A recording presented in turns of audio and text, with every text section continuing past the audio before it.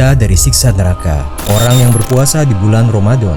Puasa di bulan Ramadan merupakan rukun Islam yang berarti wajib dilaksanakan oleh seluruh muslim. Ternyata ibadah tersebut tak sekedar kewajiban, tapi juga dapat mengantarkan kita untuk masuk dalam golongan yang diruntuhkan surga. Allah Subhanahu wa Ta'ala juga telah menyediakan pintu surga bagi orang yang melaksanakan ibadah puasa. Dalam sebuah hadis lain, Nabi Muhammad SAW bersabda, surga memiliki 8 buah pintu. Di antara pintu tersebut ada yang dinamakan pintu Ar-Rayyan yang hanya dimasuki oleh orang-orang yang berpuasa. Hadis riwayat Bukhari. Orang yang memberi makan pada yang kelaparan. Salah satu kebutuhan dasar manusia yang tak tergantikan adalah makan. Jika ada individu yang tak bisa merasakan kenikmatan itu, betapa minimnya kehidupan mereka. Oleh karena itu, penting bagi kita untuk menyadari bahwa kesempatan membantu sesama juga bisa terwujud dengan memberi makan kepada mereka yang kurang beruntung. Melakukan hal ini berarti kita turut berperan dalam menjaga kelangsungan hidup seseorang. Rasulullah SAW bersabda, siapapun kaum mukmin yang memberi makan mukmin lain yang kelaparan, maka pada hari kiamat nanti Allah akan memberinya makanan dan buah-buahan surga. Hadis riwayat Tirmizi.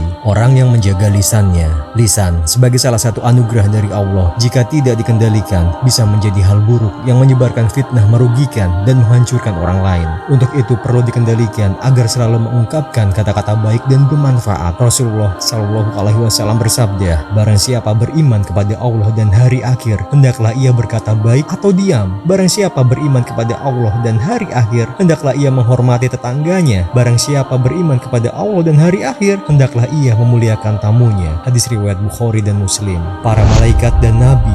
Berdasarkan hadis riwayat Al-Baihaqi dari Ibnu Mas'ud radhiyallahu anhu, nabi kalian akan mensyafaati beserta keempat dari 4 orang, yaitu Jibril, Ibrahim, Musa, dan Isa. Lalu nabi kalian, tidak ada seorang pun yang mensyafaati lebih banyak dari yang disyafaati oleh nabi kalian. Kemudian malaikat, kemudian anbiya, kemudian para syiddiqun, kemudian para syuhada. Pembaca Al-Quran. Golongan pertama adalah orang-orang yang lisannya senantiasa membaca Al-Quran setiap waktu, saat lapang maupun sempit. Allah Subhanahu wa Ta'ala berfirman dalam Quran surat Ar-Ra'd ayat 28 yang artinya orang-orang yang beriman dan hati mereka menjadi tentram dengan mengingat Allah. Ingatlah, hanya dengan mengingati Allah lah hati menjadi tentram. Ayat itu menerangkan bahwasanya dengan mengingat Allah maka hati akan menjadi tenang. Jika dimaknai lebih dalam, Al-Quran adalah obat hati bagi manusia agar hidup bahagia di dunia dan akhirat. Wallahu a'lam bishawab.